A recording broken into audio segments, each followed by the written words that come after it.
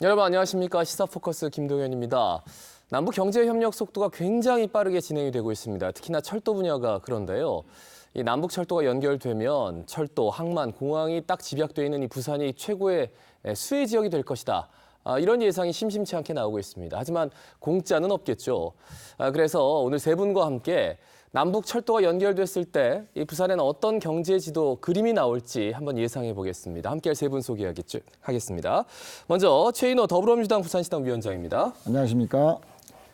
이어서 진희관 인제대 통일학부 교수입니다. 안녕하십니까? 끝으로 윤정노 부산시 통상진흥과장입니다. 안녕하십니까?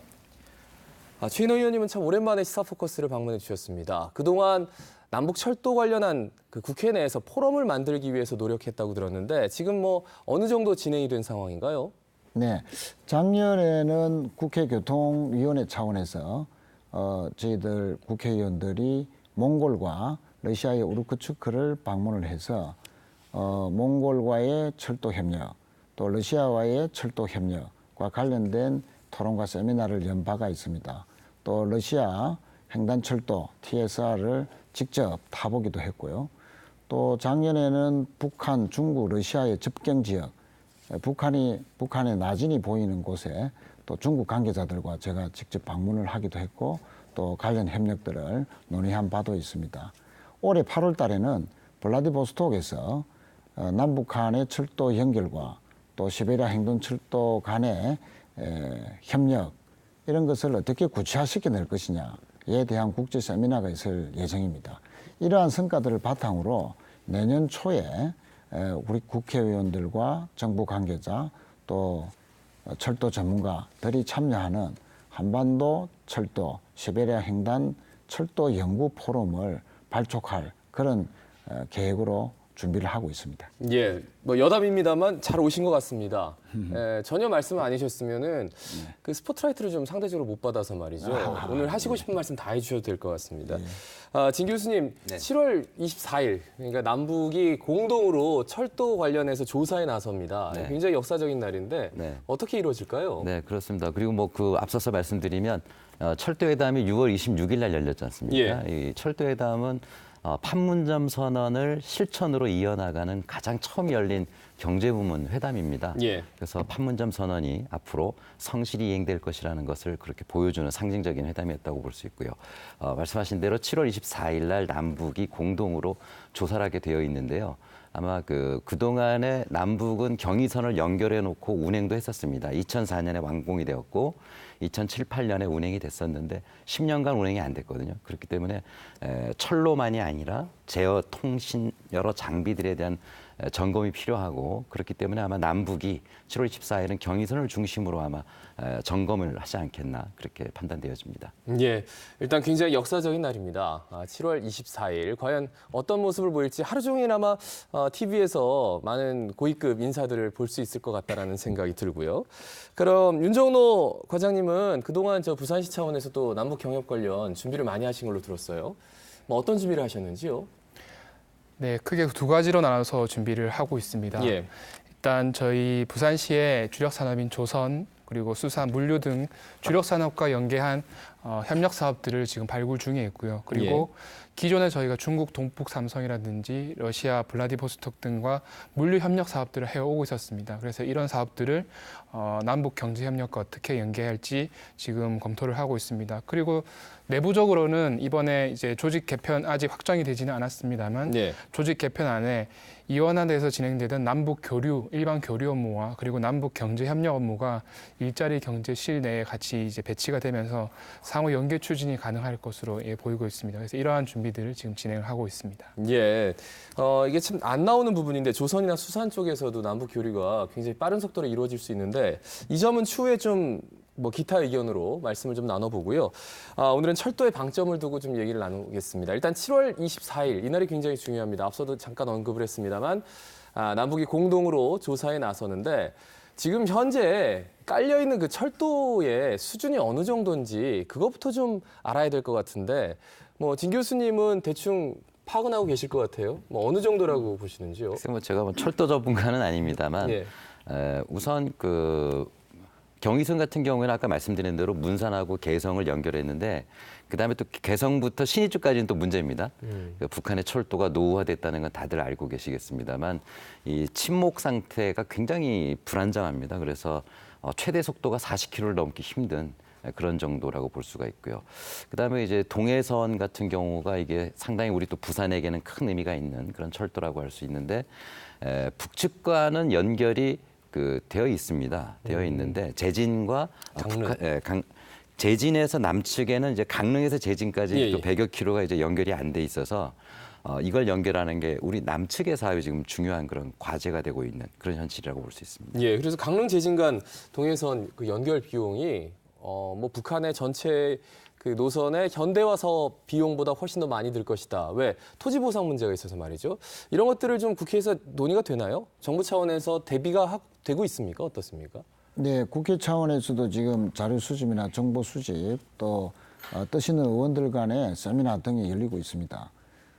그런데 이제 진 교수님께서도 말씀하셨지만 북한의 이 철도 사항이 매우 이제 낙후된 현실입니다. 특히 북한은 이제 전철 구간이 거의 80% 이상이죠. 전철은 뭐 당연히 이 전기가 풍부해야 되는데 아시다시피 북한은 아주 극심한 전력난에 지금 허덕이고 있기 때문에 이 전기 공급을 어떻게 할 것이냐 이런 것이 북한 철도 현대화의 가장 핵심적인 성기를 가져다. 그래서 이 철도 부분은 전력이 반드시 이제 따라야 되는 북한의 철도 현실로 봤을 때 이 극동 러시아에 있는 풍부한 이 전력 자원을 예. 북한과 우리 나라에 접목시킬 수 있을 때, 즉 풍부한 수력을 바탕으로 한 극동 러시아의 전기를 예. 남쪽까지 우리나라까지 전력을 공급하는 그 사이에 전기를 북한의 통과색격으로 공급한다든지 뭐 이런 것을 가지고 북한의 또 전력난을 해소할 수 있는 이런 방안도 고민해 볼 대목이 됩니다. 그러니까 우리가 생각할 때는 철길만 좀 현대화시키고 쭉 뚫어놓으면 그냥 간다라고 생각하는데 그럼 기차를 어떻게 움직일 것인가? 이 전기로 보통 다 움직이나 보죠? 우리 같이 뭐 디젤을 쓴다던가 이런 게 북한은 좀 없나 봐요. 어떻습니까? 아니 그 전기를 사용하는데 우리도 대체로 다 전기를 사용하고 있죠. 지금은 그렇죠. 예, 예. 근데 또 방식도 여러 가지가 차이가 있습니다. 이제 북한 같은 경우는 우리는 이제 직류 교류 전압 25,000볼트를 쓰고 있는데 북한은 또 직류 3,000볼트를 쓰고 있거든요. 예. 전력의 차이가 있기 때문에 방식도 차이가 있고 그다음에 지금 의원님 말씀대로 또 전력 공급의 문제도 있고 그래서 철길에 따라서 전력을 어떻게 안정적으로 공급하느냐 그다음에 다른 이 볼트를 어떻게 같이 쓸 수 있는 즉 멀티로 호환할 수 있는 이런 것들은 지금 우리 기술연구원에서 개발 중에 있다고 합니다. 그래서 남측에서는 교류를 쓰고 북에 가면 직류를 쓸 수 있도록 하는 그런 방식이 있고요. 그다음에 이제 그 기차 간에 통신하는 방식도 다릅니다. 우리하고 북측하고 주파수가 다른 문제가 있고 그다음에 신호 제어하는 방식 이것도 다르고요. 우리 같은 경우는 전자동으로 되어 있지만 북한은 수동으로 하는 그런 시스템이 많거든요. 그래서 철도 연결이라는 것은 철길 연결 이외에도 여러 가지 부수적으로 우리가 살펴봐야 될 부분들이 많기 때문에 거의 뭐 종합적인 교류를 해야 되는 그런 그 어떤 영역이다 이렇게 말씀드릴 수 있을 것 지금 같습니다. 깔려 있는 거는 뭐 단선입니까, 복선입니까? 어느 정도로 예상되고 있나요? 지금 북한 같은 경우에는 단선인 경우가 상당히 많습니다.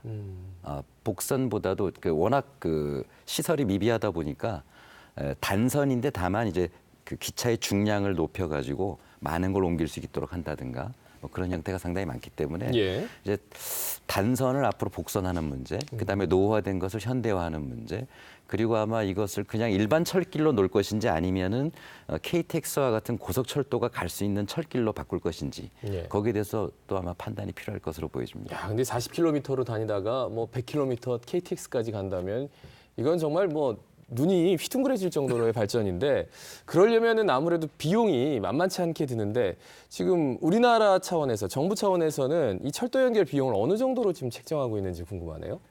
지금 이제 남북의 공동 연구 조사가 7월 24일부터 이제 예정돼 있기 때문에 예.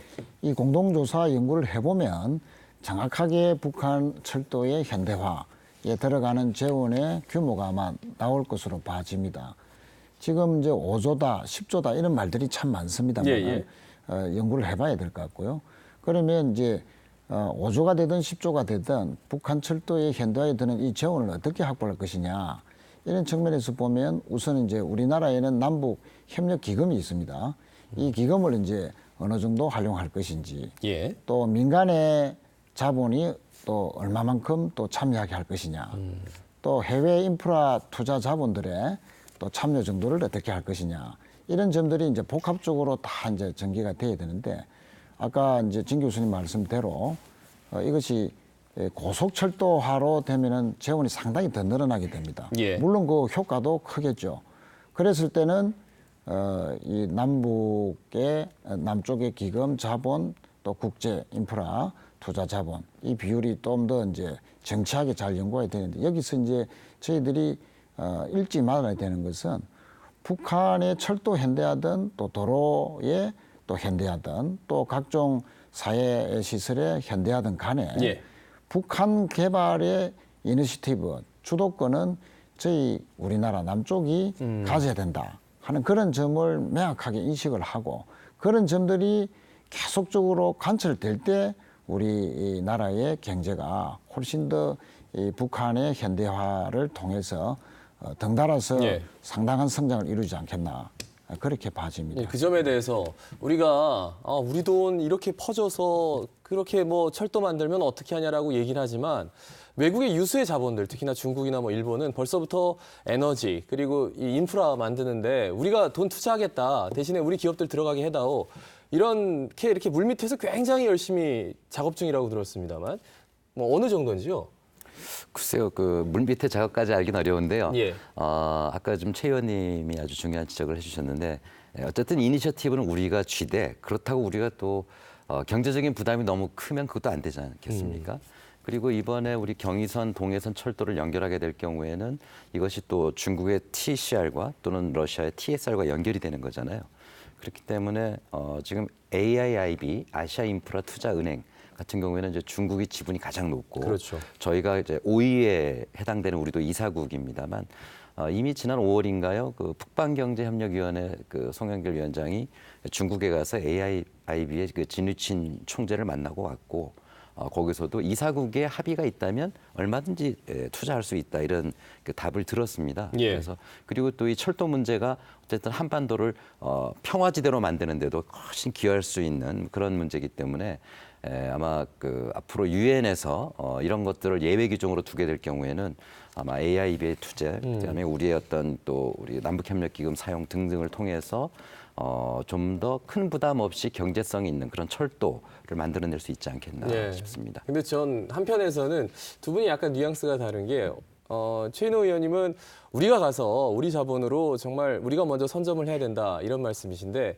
워낙 돈이 많이 들어가는 거고 이 자본이라는 거는 뭐 큰 곳이 들어와서 빨리 하는 거는 어쩔 수 없기 때문에 좀 대범하게 대승적으로 생각해달라 이런 약간의 뉘앙스의 차이가 있는 것 같아요. 최 의원님 뭐 하실 말씀 있습니까? 그래서 이제 주도권을 진다는 것이 다 우리 자본을 하자는 그런 말씀은 아니고 중국 자본이나 또 미국 자본이나 국제 인프라 투자 펀드의 그 다변화는 분명히 이루어져야 되죠. 그러나 그를 이루더라도 우리가 주도권을 계속 질 수 있을 때 우리 경제에 도움이 된다. 그런 측면을 제가 강조드린 거고 한 가지 더 이제 북한 철도나 각종 이제 사회 간접 자본 시설의 현대화에 대해서 재원 중에는 북한이 이제 미사일과 핵을 포기하는 대가로 미국이나 국제사회가 지원하는 보상 재원 예. 이것도 상당히 들어갈 겁니다. 그래서 우리의 재원이 다 뭐 주도할 것이다 이렇게는 생각 안 하시는 것이 좋을 것 같습니다. 예, 그래도 우리가 먼저 빨리 좀 선제적으로 대응할 필요가 있다. 그만큼 또 이득이 있는, 이권이 있는 사업이기 때문에 말이죠. 철도 얘기로 계속하면 그러면 앞으로 동북아 경제에 어떤 영향을 미칠 것인가 굉장히 큰 그림에서 그러니까 보기만 해도 좀 흐뭇해지는데 이게 실제로 어떤 경제적인 효과를 낼 것인지에 대해서는 좀 막연하거든요. 뭐 진 교수님 추가로 말씀해 주실까요? 글쎄요. 우선 그 말씀하기 이전에 네. 지금 당장 그 철도를 다 연결하는 건 아니란 말이에요. 그렇죠. 그리고 또 북한으로 우리가 자재를 들여보낼 수도 없습니다. 왜냐하면 유엔 안보리 그 제재 대상이기 때문에 지난 12월이죠. 안보리 2397호 같은 경우에는 어떠한 운송수단, 그다음에 철제, 뭐 철강, 뭐 이런 것들이 좀 그다음에 그 관련된 어떤 그 전자 장비 이런 것들도 전혀 북한으로 반입이 안 되도록 되어 있습니다. 예. 그래서 과연 앞으로 유엔 안보리가 앞으로 한반도의 철도 연결 문제를 어떻게 받아들일 것인가. 이것은 결국은 중요한 것은 유엔의 입장, 유엔 안보리의 입장이 변화하려면 북한이 그만큼 비핵화를 해야 그런 전제가 있어야만 이렇게 바뀌게 되는 거거든요. 그래서 만약에 이제 그 철도 연결 사업을 하게 될 경우에는 국내 그 연구소에서 내놓은 결과도 있습니다만 특히 이제 강원 지역 같은 경우도 이게 관심이 상당히 크고요. 경기도도 마찬가지입니다. 우리 부산뿐만 아니라 예. 경제적 유발 효과가 10조에서 15조까지도 지금 보고 있거든요. 예. 이거는 뭐 단기간이고요. 앞으로 영원히 철도를 우리가 사용한다라고 봤을 때는 그 유발 효과는 굉장히 크다. 그렇게 볼 수 있을 것 같습니다. 예. 그래서 여기서 이제 부산의 역할이 나오는데 과장님 좀 많이 쉬셔서 바로 여쭤보겠습니다. 경제적 파급 효과. 부산이 이제 출발 기지가 돼야 되는데 이 네. 출발 기지를 노리는 다른 지자체가 참 많거든요. 네. 포항이나 울산은 벌써 뭐 TF팀 만들어서 열심히 대응하고 있는데 부산은 상대적으로 좀 너무 그냥 받아들이는 것처럼 좀 나이브한 것 아닌가? 이런 얘기도 있습니다. 어떤 준비를 하고 계시는지요? 네, 그 말씀하신 대로 서울시라든지 그리고 성남시 또 포항시는 또 이런 유라시아 열차의 출발 그 역으로 인정받기 위해서 굉장히 많은 노력들을 하고 있습니다. 부산시도 뭐 이와 관련해서 여러 노력들을 하고 있는데 사실 그 대통령께서 저번에 러시아 방문하셨을 때 예. 러시아 하원에서 연설하실 때 시베리아 횡단열차가 부산까지 달리는 꿈을 이렇게 언급을 하셨기 때문에 저희 시에서는 뭐 그게 이제 유라시아 철도의 출발력으로 공식 인정된 게 아닌가 뭐 그렇게 생각하기도 하지만 준비는 해야 될 것으로 봅니다. 네.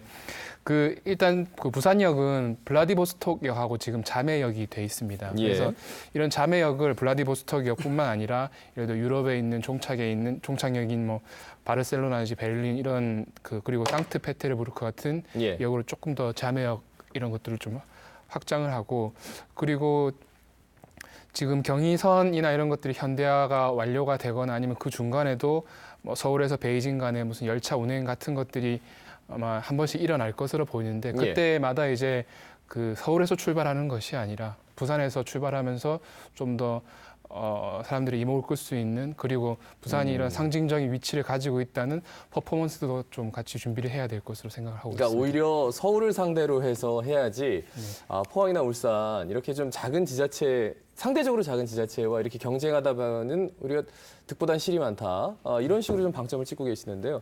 부산 어느 정도로 보십니까? 발전 네. 가능성에 대해서. 우선 이제 제가 뭐 가져오셨어요? 예, 한번 예, 비춰주시죠. 판넬을 네. 하나 준비해 왔습니다.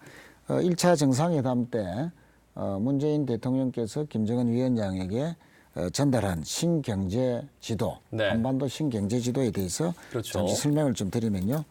이게 이제 철도의 갱의선 축과 또 동해선 축 그리고 휴전선을 기반으로 한 이 평화선 이렇게 H자 형태로 한반도를 발전시키겠다. 이것이 이제 철도의 축과 연결이 됩니다. 그래서 이제 황해권, 서해권 경제 벨트는 주로 이제 첨단 ICT라든지 또 물류 이런 산업으로 산업을 중심축으로 잡고요. 동해선은 이제 부산에서 출발해서 금강산, 원산 그리고 나진선봉 그리고 블라디보스톡 이렇게 러시아까지 이어지는 거죠. 여기는 이제 가장 기본적으로 농수산 산업이라든지 또 신재생 에너지 또 여기 에너지가 나와 있습니다만 에너지는 북한의 이런 이제 철강석 등 천연 자원 또 극동 러시아 쪽의 가스라든지 또 전력이라든지 이런 점들을 같이 연결하면 에너지 발전축이 된다. 특히 이제 에너지와 관련해서 말씀드리면은 극동 러시아에는 풍부한 전력이 있습니다. 그러면 이 전력을 또 천연 가스가 있죠. 예. 이 가스와 전력은 주로 철도선을 따라서 수송관이 이어지는 경우가 많습니다. 특히 이제 천연 가스는 그래서 부산에서 러시아산 천연 가스를 쓸 그런 시대가 올 수 있는 거죠. 그러면 이 천연 가스관은 이 동해선 선로를 따라서 관이 이제 형성됩니다. 그러면 이 에너지의 아주 중심 지역이 되고 부산이 에너지의 전진 기지가 될 수 있는 그런 연구도 할 필요가 있다는 겁니다. 예, 우리가 물류만 생각하는 게 아니라 에너지관이 부산까지 연결이 되면 어쨌든 부산까지 와서 그렇습니다. 에너지가 모이기 때문에 예. 그것 또한 한번 새로운 산업으로 꿈꿔볼 수 있는 기회가 될 것이다. 이렇게 설명을 해주시는데 물류 문제를 또 우리가 따지질 않을 수가 없을 것 같아요. 사실 지금 강릉 제진이 딱 끊겨 있기 때문에 그동안은 아무래도 물류가 들어가려면 이제 배로 들어가야 되지 않을까, 항만으로 들어가야 되지 않을까 이런 얘기들이 심심치 않게 나오고 있단 말이죠. 이 점에 대해서는 좀 어떻게 예상해 볼 수 있을까요? 진 교수님께 먼저 여쭙겠습니다. 예, 아까 방금 최인호 의원님 말씀 조금만 더 예, 덧붙여 주시죠. 지금 PNG 파이프 가스가 이제 한국으로 만약 오게 될 경우에 지금 계획은 서울과 평택으로 가게 돼 있거든요. 예. 근데 이게 왜 그러냐면 러시아에서 내려오는 파이프의 압력이 굉장히 강하기 때문에 이거를 감당할 수 있는 라인이 지금은 그쪽으로밖에 안 돼 있다고 그럽니다. 그래서 지금 삼척 쪽에서는 그쪽으로 와서 가면 어떻겠느냐라고 얘기를 하고 있는데 그래서 아마 앞으로 이게 서울과 서해 쪽으로만 갔을 경우에는 그 H자 그 발전 전략이랑도 또 잘 안 맞는 점이 있고요. 방금 의원님 말씀대로 이 부산까지 내려올 수 있게 하는 즉 파이프 시설이 이쪽으로도 압력을 견딜 수 있는 그런 시설들이 되어서 H자 축으로 이렇게 파이프 같이 내려올 수 있도록 하는 걸 국회에서도 좀 많이 좀 애써주셨으면 좋겠다는 생각을 먼저 좀 드려봅니다. 예, 좋은 아이디어인 것 같아요. 예. 그리고 제가 여쭤본 거는 이제 또 물류 얘기인데 네. 뭐 항만 얘기 잠깐만 좀 해주셔도 좋을 것 같아요. 지금 특히 부산 같은 경우에는 이 동해선이 연계될 경우에 러시아 쪽하고 대륙하고 연결되는 것만이 아니고요. 내부적으로도 방금 의원님 말씀대로 이 북한의 원산 지역과 연결되는데 원산은 북한이 앞으로 최대 관광지구로 해양 관광지구로 만들려고 김정은 위원장이 대단히 노력하고 있는 곳이잖아요. 예. 명사심리 해수욕장이 우리 해운대보다 한 3배나 깁니다. 예. 그래서 앞으로 부산과의 관광 협력을 하는 데 있어서도 상당히 의미가 있는 그런 곳이고 그다음에 함경도 지역은 중화학단지가 많이 있거든요. 중화학단지 산업 어떤 시설과 연계를 할 수 있는 부분이 있고요.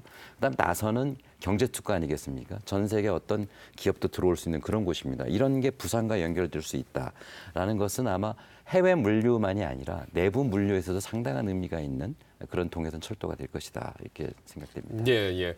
그 국제 철도기구 가입이 사실 그동안 좀 어려웠는데 이렇게 좀 빠른 속도로 남북 화해 모드가 조성되면서 기반, 그러니까 제반되는 법률들도 굉장히 빠른 속도로 처리가 되고 있다, 준비가 되고 있다고 들었는데요.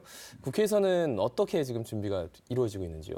네, 지난 6월 초에 국제 철도 기구에 저희 나라도 이제 가입을 했습니다. 예. 그동안 이제 북한이 계속 반대를 해와서 저희들이 가입을 못 해왔는데 남북 정상회담 이후에 이 평화 모드 속에서 북한이 이제 동의를 해줘서 이 기구에 참여를 하게 됐습니다. 이 기구에 이제 참여하게 되는 첫 번째 의미는 이 대륙 철도로 이어지는 그 속에서의 법적인 어떤 상징적인 조치가 이제 이루어졌다 이렇게 이제 볼 수가 있고요. 예. 두 번째는 이제 이 각 여러 나라를 거치지 않습니까? 예. 시베리아 횡단 철도를 통해서 유럽까지 가면 그러면 여러 나라를 거치는 가운데에서 통관이라든지 그와 관련된 여러 가지 이제 절차와 이런 것들을 이제 다 이제 함께 해결할 수 있는 그런 제도적인 이제 기반이 마련됐다. 그런 측면에서 이제 대단한 의미가 있다 보고요. 그래서 앞으로 이런 국제철도기구 가입뿐만 아니고 각종 기구의 가입이라든지 이런 것들을 쭉 이제 정부가 책임 있게 해 나가려면 국회 차원에서 지난 판문점 선언이라든지 예. 또 앞으로 있을 남북 간의 여러 가지 이 합의 이런 것들을 비준이나 또 다른 국회의 동의를 통해서 정부에 힘을 실어주는 이런 작업들이 반드시 뒤따라야 되겠다 하는 그런 차원에서 야당의 협조가 좀 빨리 선행이 돼야 된다 그렇게 생각을 하고 있습니다. 예, 진 교수님 뭐 추가로 말씀해 주셔도 좋을 것 같습니다. 예, 지금 앞으로 동해선 될 경우에 부수적인 그런 일들이 굉장히 많거든요. 그래서 이제 주변 국가하고 협력해야 될 부분들이 많은데 중요한 부분은 과연 이 동해선 연결하고 경의선 연결하고 우리가 앞으로 어떤 데다가 방점을 두고 해나갈 것인가. 물론 양측 다 중요합니다. 중요한데 부산 같은 경우에는 양측을 다 이용할 수가 있는데 방금 의원님도 얘기하셨습니다만 경의선 같은 경우에는 여러 나라를 거쳐야 되거든요. 예를 들면은 경의선을 연결해서 중국으로 TCR로 연결되면은 유럽으로 가려면 몽골을 거치거나 카자흐스탄을 거치거나 다시 러시아를 거쳐서 가야 되는 예. 그런 문제가 있습니다. 그래서 경의선과 연결할 때 우리가 어디다 정책에 방점을 둬야 될지 잘 생각을 해야 될 부분이 있습니다. 그다음에 동해선으로 연결하게 될 경우는 바로 러시아로 연결이 되잖아요.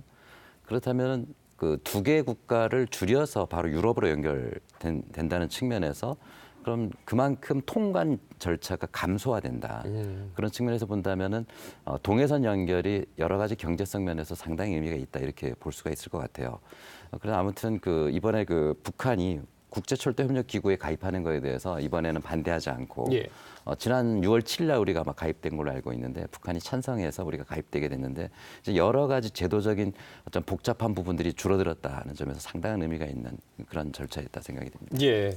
부산시도 그 많은 그 인재들을 좀 시베리아 철도 이 구간에서 또 유라시아를 보내자 해서 유라시아 청년 대장정 이걸 매년 해오고 있는 걸로 알고 있습니다. 네. 뭐 어느 정도 의미를 가지는지 어느 정도 효과를 보고 있는지 어떻게 평가하고 계시는지요? 네, 올해로 3년째 이제 유라시아 청년 원정대, 이제 올해는 유라시아 청년 대장정이라는 이름의 사업으로 지금 3회째 해오고 있습니다. 예. 매번 한 20일 정도에 걸쳐서 한 대학생 그리고 전문가들 중심으로 50여 명 정도 구성을 해서 뭐 러시아, 중앙아시아 그리고 유럽까지 있는 그 물류 루트를 탐사를 하고 그리고 유라시아 도시들과의 교류를 확대를 하는데 지금 기여를 하고 있고요. 물론 이제 경제적인 효과는 아직 직접적으로 나타나고 있는 것들은 없지만 그 도시들과의 예를 들어 상트페테르부르크라든지 울란바토르라든지 이런 도시들과의 교류가 점차 활성화되고 있고 그리고 그 지역들에게 우리 부산시의 이미지를 좀 더 각인시켰다는 그런 효과를 거두고 있습니다. 예. 일단은 뭐 이미지가 좋아졌다라는 건데 다녀온 그 대학생들에게는 정말 큰 경험이고 세상을 보는 눈이 훨씬 더 좀 더 넓어질 것 같다는 생각이 듭니다. 그 러시아에 들어갈 때 이게 통관 절차 이런 것들도 뭐 기업인들이 심심치 않게 이게 쉽지 않다. 정부 차원에서 물론 좋은 얘기가 있어도 민간 차원에서 들어가면 아래 하부 조직으로 들어가면 좀 쉽지 않다 이런 얘기도 있던데요. 뭐 추가적으로 말씀해 주시면 좋을 것 같은데요.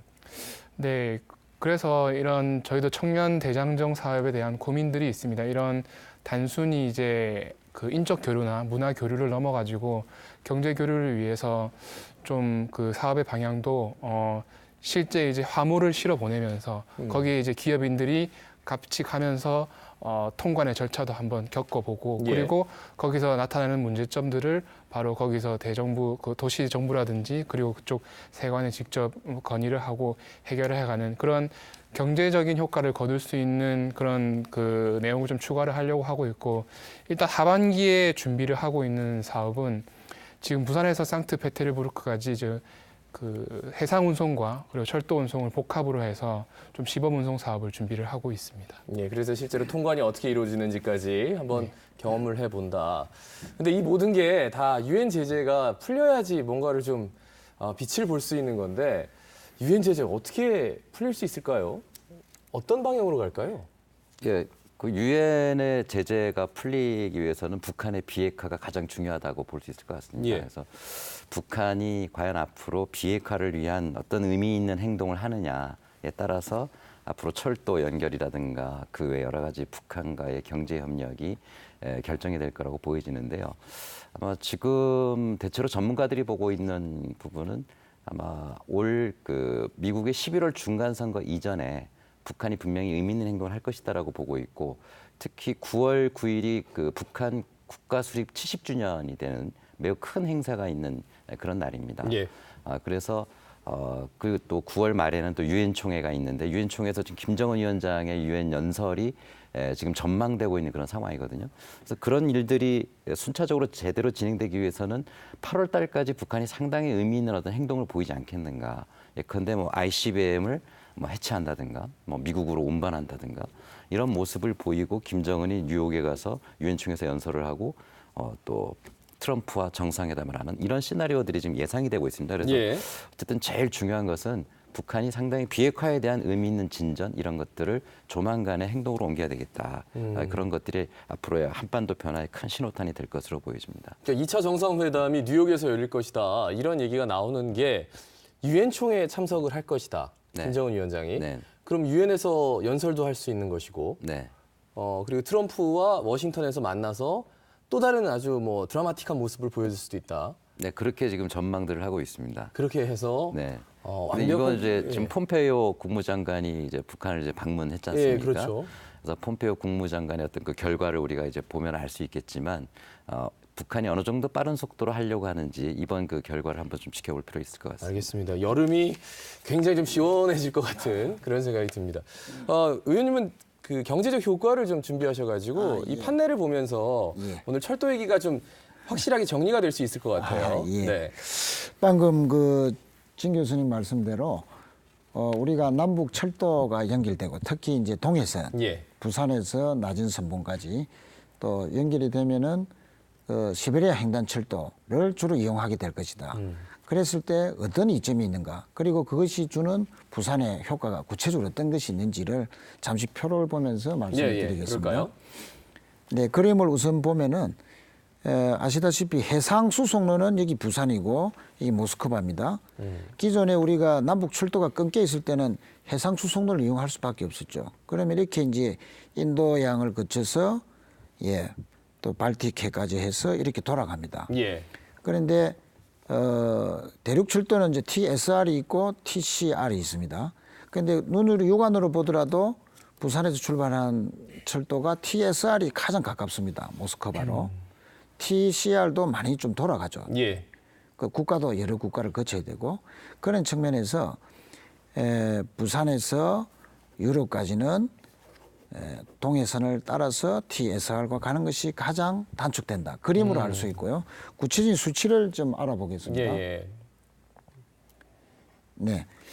우선 부산에서 모스크바까지 수송 거리는 철도로 이용했을 때는 12,200km 정도. 예. 그리고 해상 수송로는 23,000km로 해서 딱 절반 정도가 거리가 단축이 되고요. 또 수송 기간은 철도로 이용하면 20일 정도 걸리는 반면에 해상 수송로는 35일, 40일 정도, 40% 정도가 이제 줄어듭니다. 따라서 운임도 한 컨테이너당 3,000달러에서 3,800달러 이렇게 차이가 나기 때문에 거의 25% 가까운 운임의 절감. 그러니까 시간과 거리가 그리고 운임이 다 이렇게 싸지거나 단축되기 때문에 부산항으로 웬만한 물류들은 몰려들 것이다. 그런 측면에서 이제 부산이 국제 물류 중심 도시고 또한 그걸 기반으로 해서 동북아 해양 수도로서 발돋움할 수 있는 절호의 기회가 왔다. 이것을 이제 현실화시키려는 여러 가지 준비들이 이제 필요하다. 그런 말씀을 드리겠습니다. 그러니까 보기만 해도 참 흐뭇해지는 게 미국에서 화물을 실은 배가 부산에 접안을 해서 부산에서 물류를 풀고 동해선을 거쳐서 시베리아 횡단철도를 지나서 베를린, 파리, 유럽까지 가는 이 모습이 정말 과연 이루어질 수 있을까 싶을 정도로 윤 과장님 어떻게 보셨어요? 네, 저도 저렇게 정확한 수치를 본 거는 이번이 처음이긴 한데 예.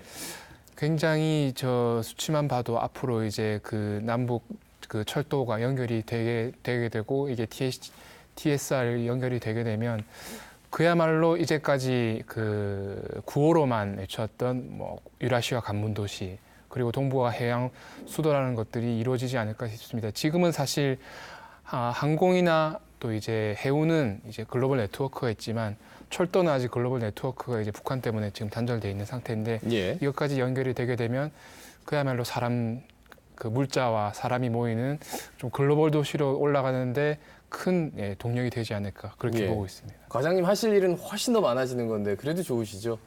이런 일을 하면 힘들지 않고 할 수 있을 것 같습니다. 알겠습니다. 진 교수님도 좀 한 말씀 보태주시죠.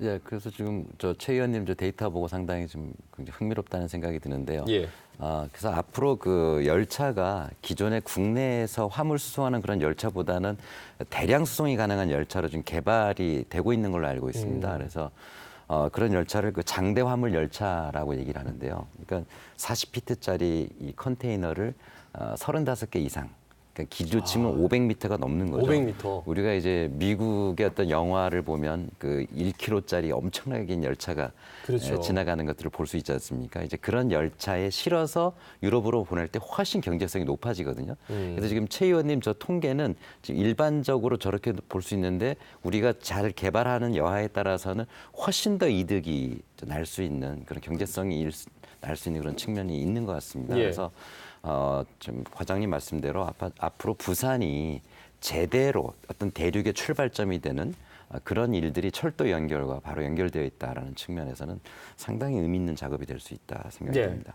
추가로 좀 여쭤보고 싶은 게 바로 얼마 전에 남북 산립 협력 분과 회담, 그러니까 예. 산림 회담이 있었어요. 네. 이건 어떤 효과를 얻을 수 있을까요? 지금 어쨌든 판문점 선언이 착착 진행되는 것들을 볼 수가 있는데 예. 그 산림회담의 북측 대표 얘기가 상당히 재밌었습니다. 동업자다라는 얘기를 하면서 이제 얘기를 진행했는데요. 산림은 북한의 그 황폐화된 산림을 살리는 북한이 대략 한 30% 내외의 산림이 지금 황폐화되어 있다고 하는데 그런 의미도 상당히 중요한데요.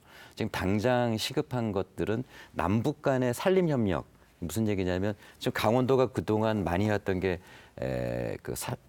설리 폭발이를 방지하는 작업이 북한하고 같이 진행돼 왔었거든요. 예, 예. 왜냐하면 이 그 병충해들은 경계선이 없지 않습니까?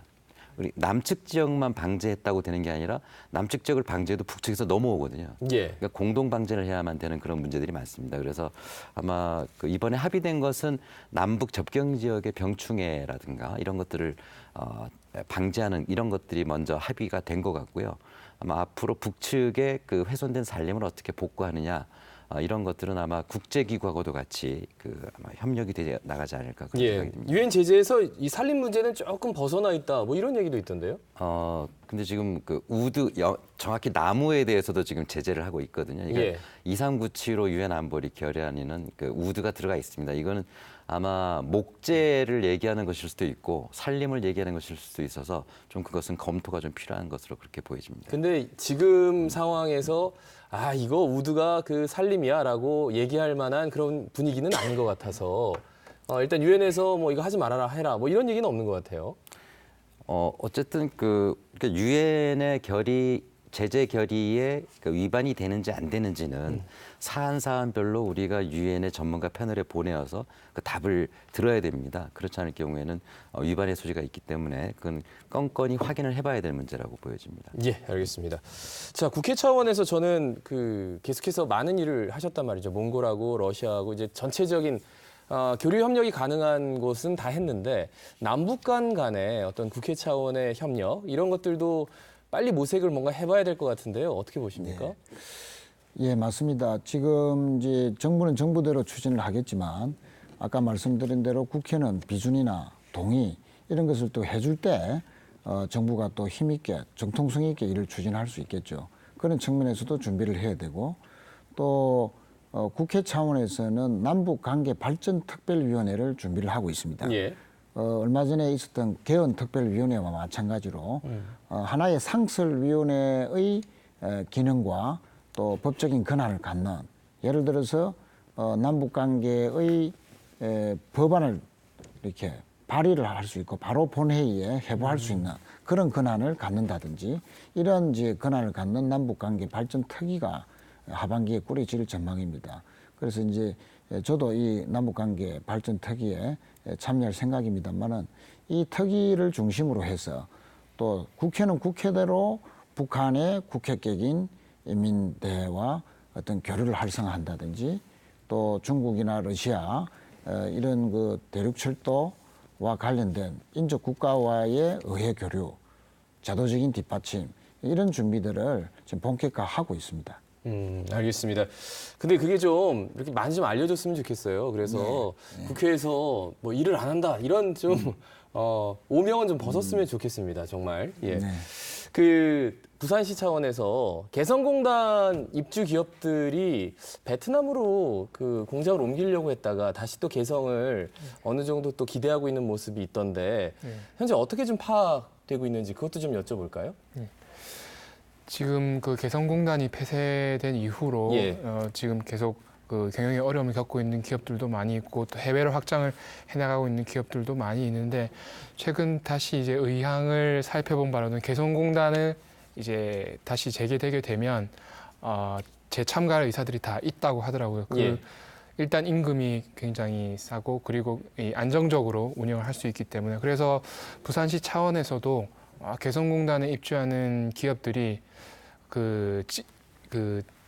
개성공단에 진입을 할 때 뭐 경영 자금이라든지 그리고 그 시설이 지금 한 2년 이상 지금 방치가 되어 있을 때 굉장히 낙후가 되어 있을 겁니다. 그래서 예. 시설 도입 자금이라든지 이런 걸 지원할 필요가 있습니다. 근데 다만 이제 한 가지 문제점이 있는데 그 공장을 완전히 다 이렇게 개성공단으로 이전해 가버리면 이게 부산 기업이 아닌 게 되기 때문에 좀 그런 문제점을 검토해봐야 될 필요가 있지만 그래도 어쨌든 그 부산 기업이 개성공단에 진출을 하게 되면 또 원부자재 기업들이 남아 있으면 또 이 교류가 많이 일어나면서 일자리가 많이 늘어날 수 있기 때문에 전향적으로 지원을 검토를 하도록 하겠습니다. 예. 개성공단도 좀 하나 여쭤보고 갈게요. 진 교수님, 현재까지 뭐 어느 정도로 진행이 되고 있습니까? 개성공단에 대해서는 전혀 얘기가 없는 겁니까? 개성공단은 제재 대상이기 때문에요. 네. 다만 이제 개성공단 안에 연락처가 남북 연락사무소를 예. 이제 만들기로 해서 이제 준비 중에 있습니다. 그래서 연락사무소가 만들어지면 일단 우리 대표단들은 개성공단의 현황에 대해서는 점검을 할 것으로 그렇게 보여지고요. 앞으로 그 제재가 해제될 것을 대비해서 아마 계획을 세워나갈 것으로 그렇게 생각이 됩니다. 예, 지자체 차원의 이렇게 남북 교류 협력 사업 이런 것들에 대해서는 뭐 어떤 방향으로 한번 지금 예상해 볼 수 있어요? 굉장히 그 관심사들이 되고 있습니다. 네, 그렇죠. 지금 새로운 그 자치단체장들이 다 선출이 되셨는데요. 네. 거의 전국의 모든 단체장들께서 지금 관심을 갖고 있고 왜 그러냐면은 남북 관계가 개선되면은 지자체가 뭔가 할 수 있다 정도뿐만 아니라 정부의 국정 5개년 계획에 지자체의 남북 사업을 적극적으로 지원하도록 그렇게 되어 있습니다. 그래서 이것은 앞으로 지자체가 대북 사업의 주체도 될 수 있고 그다음에 중앙의 남북교류 협력 기금을 받아서 사업을 할 수도 있습니다. 그렇다는 이야기는 그 지역의 경제 활성화뿐만 아니라 거버넌스 하는 데도 상당히 도움이 되는 그런 제도적인 변화가 곧 열릴 것 같습니다. 물론 국회에서 앞으로 그 개정 법안이 통과가 돼야 되겠죠. 그래서 최 의원님께서 많이 좀 애써주시길 바라겠는데요. 예. 아마 야당이라 하더라도 지역에 도움이 될 수 있는 내용이 많기 때문에 반대할 명분은 사실 없기 때문에 통과가 될 것으로 보여지고 그렇게 될 경우에는 앞으로 지자체의 남북교류 협력 사업은 아마 이 정부 안에는 굉장히 중요한 그런 사업들이 되지 않겠나 생각이 됩니다. 예, 뭐 의원님 말씀도 한번 좀 듣고 싶은데요. 네. 그 정부는 정부대로, 국회는 국회대로 또 교류 사업을 본격화할 필요가 있고요. 특히 이제 도시와 도시 간의 교류와 협력 이것은 지금부터 준비해야 된다 봅니다. 이미 이제 부산은 블라디보스토크가 자매 도시가 되어 있고요. 예. 또 중국에는 지금 상해, 칭다오 이런 도시들과 이미 또 교류를 하고 있습니다. 이제는 이제 북한을 주목해서 저희들이 교류 협력을 강화해야 될 필요가 있는데 저는 개인적으로 낮은 선봉 지역과 북한이 앞으로 자매 도시를 맺을 필요가 있다. 그거는 이제 상징적인 의미에서도 동해선의 출발인 부산 그리고 동해선의 끝 지점인 낮은 선봉 이 지역의 상징적인 의미도 있을 뿐만 아니고 낮은 선봉 지역은 또 특별 경제구역이기 때문에 많은 자본들이 또 진출을 할 수 있습니다. 그러면 부산에 있는 중견기업들을 중심으로 자본을 진출한다든지 또한 이미 이제 그 부산에는 수산과 관련된 기업들이 북한 진출 준비를 하고 있습니다. 그랬을 때 가장 그 기지가 될 수 있는 지역이 또 낮은 선봉이기도 합니다. 또 여러 가지 측면을 봤을 때 지금부터 부산이 다양한 경로를 통해서 중국을 통하든지 러시아를 통하든지 아니면 직접적인 접촉을 통하든지 간에 낮은 선봉 지역과의 좀 빠른 교역 준비, 교류 준비를 할 필요가 있다. 그렇게 생각하고 있습니다. 예, 해야 된다. 교류 준비해야 된다는데 윤 과장님이 눈에 딱 띄는군요. 예, 그 나지나산 프로젝트도 있었고 뭔가 이렇게 하려고 했는데 계속 못했단 말이죠. 좀 더 치밀한 준비가 있어야 되고 좀 더 폭넓은 준비가 있어야 될 것 같은데요. 뭐 어떤 점들 예상하고 계시는지요? 일단 그 나지나산 프로젝트 말씀하셔서 나지나산 프로젝트가 재개되면 일단 저희 시하고 그 나지나산 프로젝트의 주체인 라손 콘트라스사하고 MOU를 지금 체결해 놓은 게 있습니다. 2015년에 이제 그거를 중심으로 해서 그 나진과 부산 한간의 그런 그 물류 항로를 재개하는 그런 사업들을 지금 준비를 해야 될 것 같고요. 그리고 이제 아까 이제 지방자치단체들 아까 말씀하신 그 낮은 선봉지구와의 그 교류 협력이라든지 자매도시 결연은 저희도 생각을 하고 있습니다. 일단 그 북방경제도시협의회라고 저희가 이제 주축이 돼가지고 러시아 그리고 중국 도시들과 협의회를 구축해 놓았는데 거기에 이제 북한의 도시를 이제 가입을 한다든지 예. 그리고 또 자매도시 결연까지 이제 진행할 수 있을 것 같고요. 그리고 이제 그런 북한 지방자치단체 협력뿐만 아니라 남북 교류 사업에 관심이 많은 뭐 강원도라든지 또 포항이라든지 이런 도시들과의 협력 체계도 이 구축을 해야 된다고 봅니다. 이게 너무 경쟁적으로 가다 보면 오히려 이게 그 잡음이 날 수 있기 때문에 뭐 우리 시가 좀 주도하는 측면에서 그런 그 환동의 도시들 간의 네트워크도 좀 주도적으로 구성해야 될 필요가 있다고 봅니다. 예, 알겠습니다. 중요한 말씀이신데요. 예, 그러니까 해주세요. 나서는 지금 뭐 의원님 말씀대로 상당히 중요한 곳이고 아마 자매결연 맺으면 좋을 것 같은데 예. 지금 여러 개 도시가 나선하고 자매결연 준비를 지금 하고 다 같이 한다고 있습니다. 그러죠. 그래서 예. 자매결연 도시라는 거는 꼭 하나일 필요는 없는 거지 않습니까? 그 나선을 하되 또 목적에 따라서는 뭐 관광 협력은 아까 말씀드린 대로 원산하고 또 자매결연을 맺는다든가 그럼 우리 부산의 이익을 극대화할 수 있는 분야를 찾아서 자매결연 맺을 도시를 여러 개를 우리가 그 물망에 올리고 그리고 또 접촉을 해나가고 할 필요가 있지 않겠나 생각이 듭니다. 예, 알겠습니다. 세 분과 말씀 나누니까 그냥 뭔가 그림이 좀 크게 그려지면서 제가 좀 깨어나는 그런 느낌이 들어서 흐뭇하게 들었습니다. 그런데 오늘 나온 기사 중에 좀 재밌는 기사가 있어서 그 교수님이 좀 하나 출력을 해오셨나요? 그래서 좀 알려주시죠. 예. 그 내년 3.1절에 그 남북 대표단이 열차를 타고 중국을 방문하는 것을 추진 중이다. 이제 고위 당국자의 그 말이었습니다. 그래서 지금 계획은 서울에서 출발하는 계획과 부산에서 출발하는 계획들이 지금 준비 중에 있다 그러는데 예. 반드시 부산에서 출발해야 되지 않겠는가 이렇게 생각이 되고요. 그랬을 경우에는 부산에서 아마 대표단들이 준비를 하고 내년 3.1절에 중요한 의미 있는 행사를 이 부산에서 열어야 되지 않을까. 그리고 예. 중국 지역에 갔을 때는 우리 그 상해 임정을 비롯한 예. 3.1절 기념이 될 만한 그런 그 지역들을 방문할 것으로 그렇게 예상을 하고 있습니다. 의원님도 같이 타고 가셔야겠네요. 예, 저희들도 뭐 같이 타고 가도록 노력하겠습니다. 부산에서 가는 게 좋죠. 예, 부산에서. 예, 부산에서 가서 상해 임시정부까지 대한민국의 역사가 새롭게 좀 빛나는 또 다른 기록이 되지 않을까라는 생각이 드는데 어쨌든 꿈꿔보겠습니다. 시간이 좀 많이 지난 관계로 각자 마무리 발언을 좀 청하겠습니다. 일단 윤 과장님부터 오늘 마무리 발언 좀 해주실까요? 네. 지금 남북 철도가 지금 그 조사도 하게 되고 이제 현실 구체화되게 되면서 굉장히 많은 기대감들이 올라가고 있습니다. 철도는 이 항공하고 해운하고 달리 직접적인 이 물리적인 인프라가 깔리는 거거든요. 그래서 유럽의 경우도 보면 철도망이 교통망 역할을 넘어서서 경제사회 문화를 통합을 이렇게 하면서 이후 결성을 촉진하는 그런 계기가 되었습니다. 그래서 이런 남북 철도도 남북 간 그리고 남북 그리고 중국, 러시아까지 철도를 통해서 연결이 되면 사람과 물자가 자유롭게 넘나드는 유라시아 공동체 형성을 앞당기게 될 기폭제가 될 거라고 생각하고 이 기폭제 형성되는 이 과정에서 부산이 중심도시 역할을 할 수 있도록 철저하게 준비를 하도록 하겠습니다. 예. 방송 시작할 때보다 훨씬 더 얼굴이 풀리셨어요. 예. 분명히 과장님도 뭔가를 지금 꿈꾸기 시작했습니다. 진 교수님 마무리 발언 해주시죠. 예. 우리가 그 해외를 나가면 가까운 중국을 가더라도 그 기차역을 가면은 국제선과 국내선이 있습니다.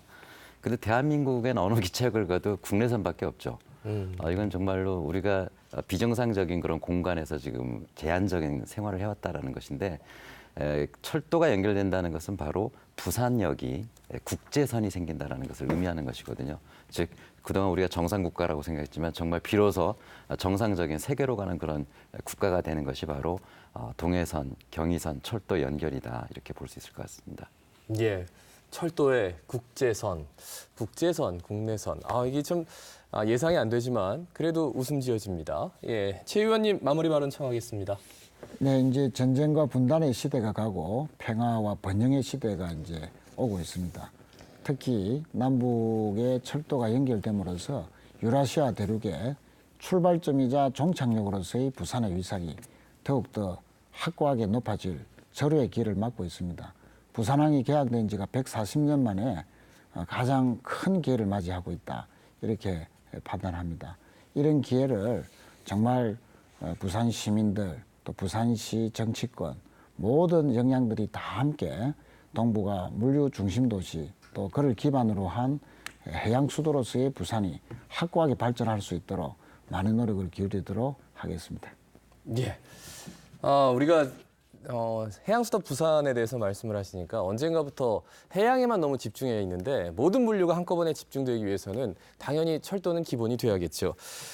중견 기업들이 남북 경제 협력이 성공하기 위해서 뭐가 제일 필요하냐라고 물었습니다. 그랬더니 정책의 일관성이라고 답했습니다. 물론 기대가 큰 만큼 이전 정부에서, 이전 역사에서 남북 교류 협력하면서 내상을 입은 기업들이 참 많습니다. 그런 기업들을 위해서라도 또다시 시작해야 합니다. 단순히 전쟁의 그림자를 걷어내는 것뿐만 아니라 이 저성장의 그늘을 타파하기 위해서 우리 국민들이 빨리 남북 경협의 좀 열매를 얻고 또 회자되기를 바라겠습니다. 시사포커스 마치겠습니다. 여러분 고맙습니다.